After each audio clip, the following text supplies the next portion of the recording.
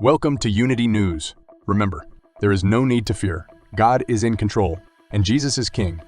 As Christians, we are called to bring heaven to earth, standing firm on the rock of our faith. Now let's get into today's news.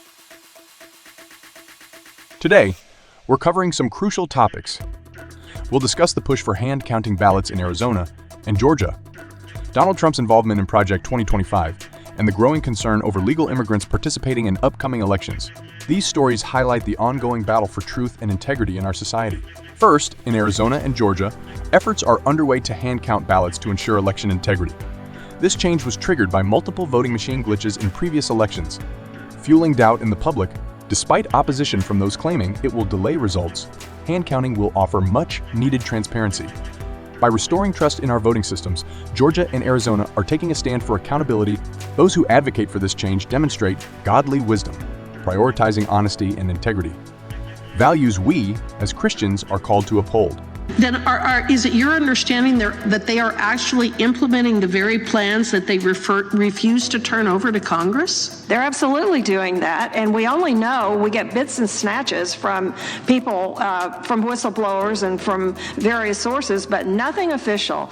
Next, we turn to Project 2025, spearheaded by the Heritage Foundation, which is preparing for the next conservative administration, but critics are trying to paint it as a dark, secretive plot. Project 2025 stands for smaller government, local control, and empowering parents. Things that align with biblical values like stewardship and family. Trump's indirect involvement shows his commitment to restoring power to the people and reversing the overreach of a bloated federal government. By pushing back on these false narratives, godly leadership is standing firm.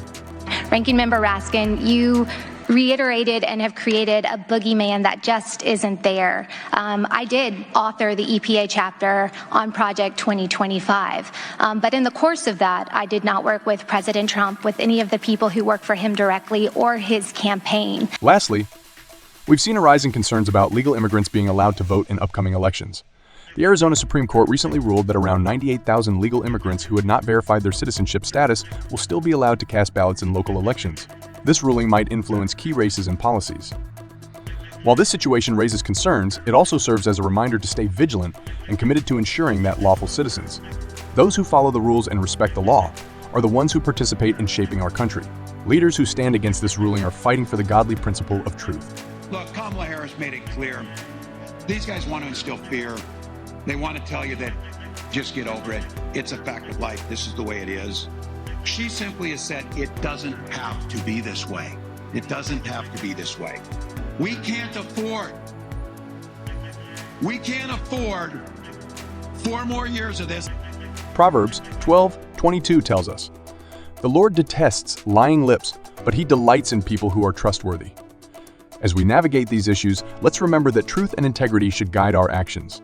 God calls us to seek justice and righteousness in all things, including how our nation conducts its elections. We affirm today that God's will is always done in His timing. The forces of deception and confusion cannot stand against the truth. May we stand firm in our faith, knowing that God is sovereign over every situation.